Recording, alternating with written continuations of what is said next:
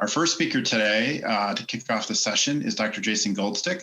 Dr. Goldstick is the Research Associate Professor in the Department of Emergency Medicine at the University of Michigan, and he directs our Statistics and Methods Core here at the University of Michigan Injury Prevention Center. He has extensive experience with the design and implementation of statistical analysis plans for public health and injury-related research across a variety of settings. He specializes in spatial and longitudinal data analysis and predictive analytics. His primary substantive interests are in public health applications involving substance use and violence and clinical risk prediction for outcomes such as violent injury and opioid overdose. So please join me in welcoming Dr. Goldstick's presentation.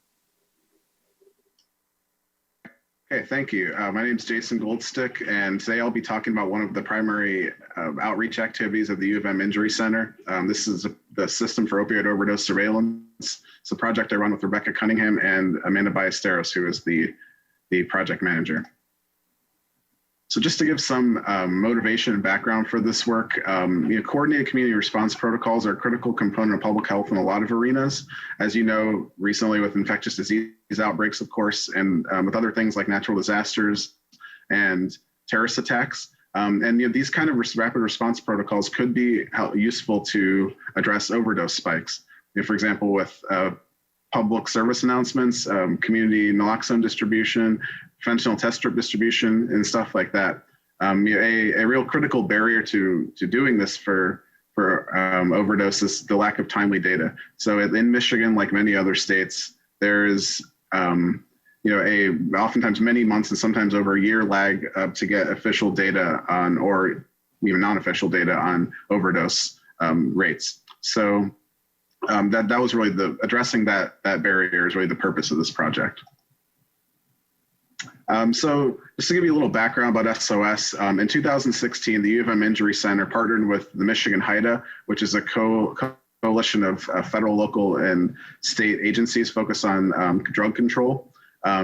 We partnered together to improve the timeliness of opioid overdose data.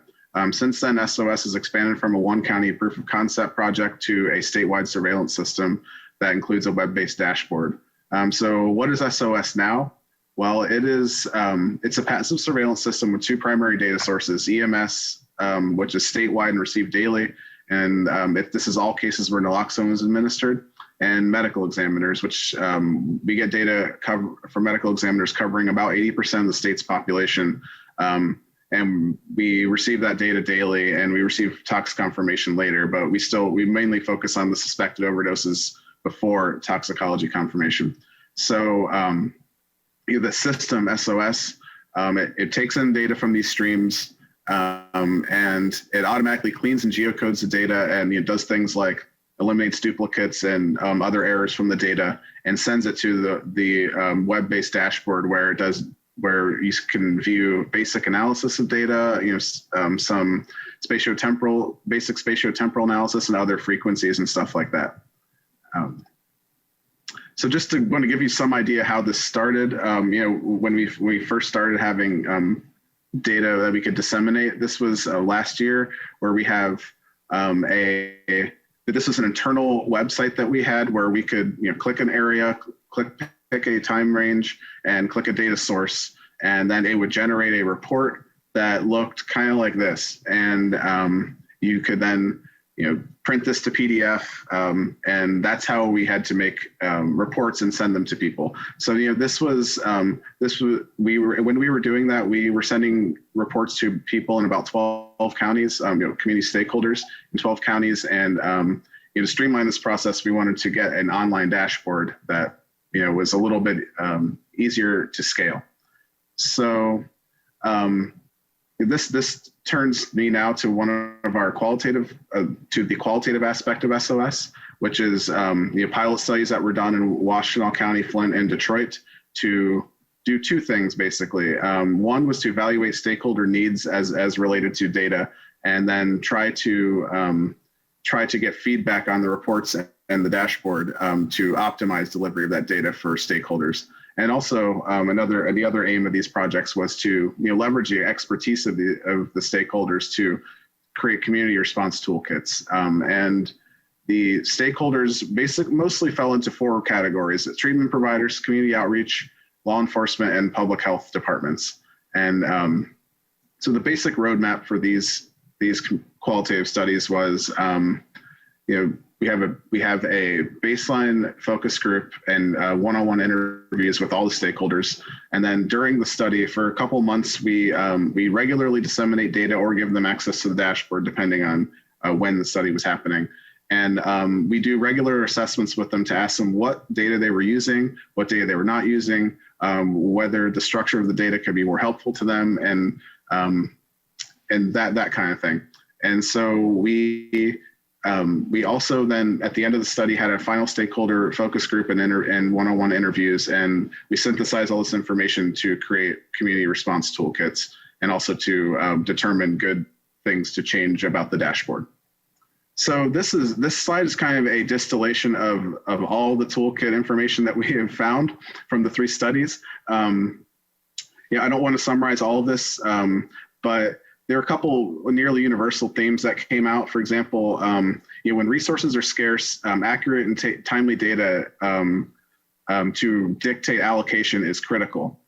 These organizations do not typically have the capacity or resources to do all the work that they want, so they have to strategically choose where to focus resources, and surveillance data is a critical part of that. Another thing that we found a lot was, one-size-fits-all overdose response strategy is unlikely to be effective. Focusing on more than just the incident, but also the community and family is critical, and that must be done in a culturally competent way. Those were themes, but as these toolkits get finalized, they are put onto the SOS website. So I encourage you to look at them for more detail. So the next part, the other main component of the qualitative study was implementing changes to the SOS interface. So in response to the information we got from the qualitative studies, we made several changes. We made so that you could pick cities and not just counties. We did demographic subsetting so that the output of the dashboard could be changed based on maybe if you just want to look at a certain age group or men or just women or some other group, then you could just look at that on the dashboard only. And so you could fully customize the time window, and you could also have other outputs automatically, like the frequency distribution by zip code and city. And most recently, an interesting piece of feedback that we received was that, it's really great to have the interface, but a lot of people do still want an ability to make reports so that they could distribute them by email or in meetings. So we recently added an ability to take the output from the interface and send it and make it into a customizable report, which we're pretty excited about that. And other things that are in progress, one that we're definitely very excited about is the ability to create spike alerts, which is, it's just what it sounds like. It's user-defined criteria to send you notifications when a certain criteria is met. If it's more than a certain number of overdoses in your area, then you want it to send you a spike alert, then it will. And then there are other things like other data overlays like census data, and other more customizable geographic units other than just single counties or single cities that we are working on. So just to give you some idea what the overdose interface looks like now, on the left is the public view. If you go to this URL, you'll see this basically. It shows a map with the rates by county during this year. And then it also shows a time plot over the last, since the beginning of the year. And then if you are a logged in stakeholder who is authorized to have this information, then you will see something that resembles this. It's been a little bit updated since the screenshot was taken. And this is simulated data here where you can zoom in however much you want into this map, and you can see exactly where the points are. They're randomly displaced slightly, consistent with our data use agreements. And things like if you clicked, this pie chart here is males and female and unknown. And if you clicked male, then it would just show only the data summaries for male, for example. And so those are some of the capabilities of the current interface.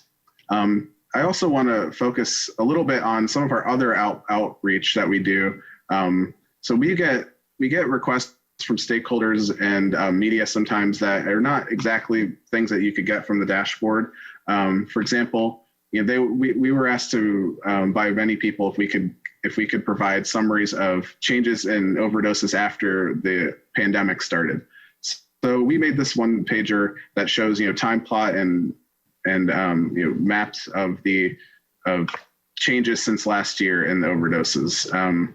So we've seen a 15% increase from March to mid-September in suspected fatal overdoses relative to last year, and almost a 30% increase in naloxone administrations by EMS in that same period relative to last year.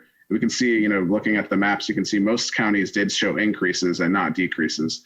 So, this is the other kind of outreach that we do and dissemination that we do, and this particular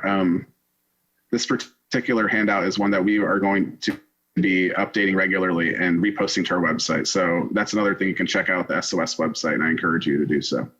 So, just a few words about next steps for SOS. It's something, I'm a statistician, so something that I think would be very cool and interesting is forecasting future overdose hotspots. So, there's an open research question about, are there any methods that predict well? And if so, which ones? We have all this great spatiotemporal data that this is a good opportunity to see if you can predict kind of like a weather map where the trends are going. And, an open question in addition to that is, if we can do that, does having that information actually produce reductions in overdoses in a certain area relative to a place that does not have that information? So, it's kind of like a natural experiment that I think would be interesting to do. And those are some next steps that we would like to do with the surveillance system. And that's all I have today. I look forward to your questions, and you can also email myself or Amanda with questions. I also encourage you to look at the surveillance website and the Injury Center's website. Thank you. Thank you, Dr. Goldstick. That was a really great presentation about an innovative product from the Intervention Center. We do have a few questions coming in, and the first one is, how widespread is the use of SOS currently across Michigan, and how are different stakeholders using the system currently? Yeah, so I think since the launch of the dashboard, we have about 300 users statewide from over a dozen different counties. I don't remember exactly how many counties, but a lot. So I think right at the launch of the dashboard, we had a bunch of people sign up, and then during the pandemic, it sort of slowed down a little bit. But in the last few months, we've had about 5 to 10 new signups per week. And so in terms of how stakeholders are actually using this data, most of that information is coming from our qualitative studies I mentioned in the presentation. So some specific examples I know, just generally what they're doing is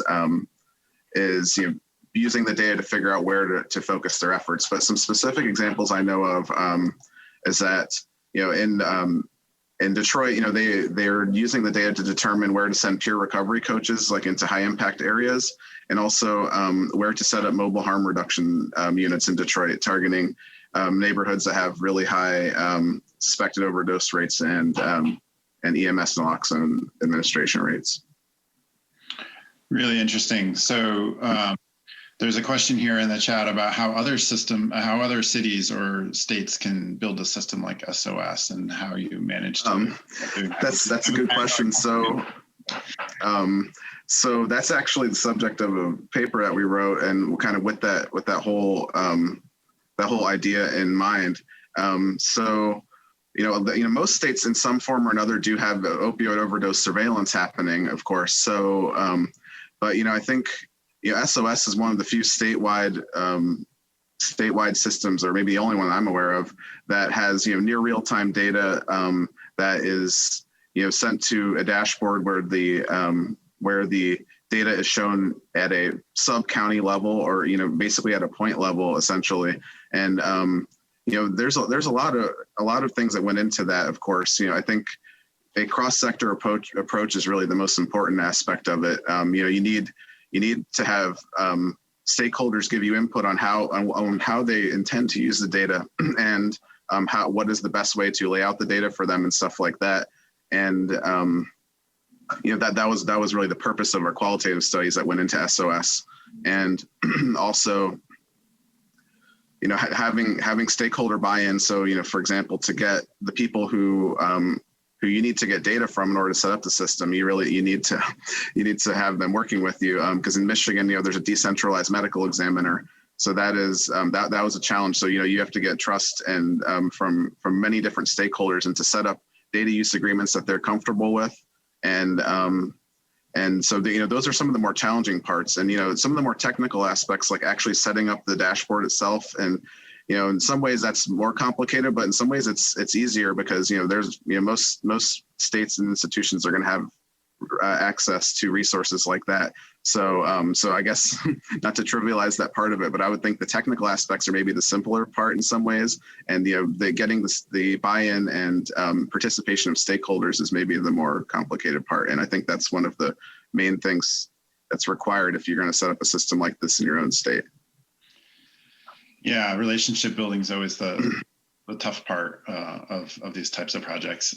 We do have a few questions around the spike alerts and how they're being used and who receives them. I wonder if you could share a little bit more about the spike alerts. Sure. So the way the dashboard is set up right this minute, we don't have spike alerts in the system. That is actually an active area of expansion that's happening right now. So with some additional funding that we've gotten recently, one of the things that we're doing is expanding, the interface to include data overlays, customizable spatial windows, and having spike alerts into the system. So that is not actually set up at the moment, but the idea that we're going to have the idea of what we're going to do is have the user be able to get in there and say in the jurisdiction that they are focusing on. When for example there are more than a preset number of incidents in one day, say 5 or something, it will send them an email or something like that. And I think that's actually one of the most high demand things that we've gotten from stakeholders in terms of what they would like to see expanded in the interface. And so I don't have information about how they would use that now, but I assume that you would be able to use that for something like public service announcements. If you think that there's maybe an illicit batch of opioids that is more lethal for some reason and going around a certain area, you could use it for a public service announcement, and you could also use it to enhance the kind of things I was talking about a minute ago, like where to set up or where to send resources like peer recovery coaches and mobile harm reduction units. That's really interesting. So most of that is looking back at data, and I wonder if you could talk a little bit about your plans to try and use more of a predictive modeling or forecasting sort of approach. Sure. So the SOS system is one of the primary outreach activities of the injury center, but I think that component kind of touches on more how this also is sort of like a research project in some ways. So it's really an open question how to best do spatial prediction of overdose. There's not previous research that I'm aware of that really that's been published that tells you, okay, what's the best approach? Should you do just the sort of classical spatial prediction like Kriging or something, or should you do things like spatial point prediction using like point process models or something more complicated? That's really an open question. That's kind of that's a future research project I'm interested in doing that kind of meshes with the outreach aspects of SOS. So I think the first aim of a project like that would be determining what is the best way of doing that kind of prediction. And the follow-on part of that is obviously people use predictions like with weather and stuff like that. People use weather predictions and stuff like that for things. And but I think the question would really be, does having that information really enhance response more than just having the data, the surveillance system itself, and does that enhanced response actually translate to lower overdose rates in the community? And that's really part of the evaluation of a project like that I think would be really important. So that's kind of my thinking on the logical flow of a project like that. Yeah, I think that's really important. So obviously the there's sort of the interesting question around how to do the forecasting, but then, you know, the utility of doing it and whether it truly adds to trying to prevent overdoses with opiates. So that's a really important point. We did have, we have to wrap up this portion, but we did have a couple of requests to have the link for the SOS website. And I believe it was both in your talk, but it's also on the Injury Center website. So if you go to the Injury Center website, you can get a link to the SOS offshoot website there and see the public facing part of the page. So thank you, Dr. Goldstick, for your presentation. That was very interesting.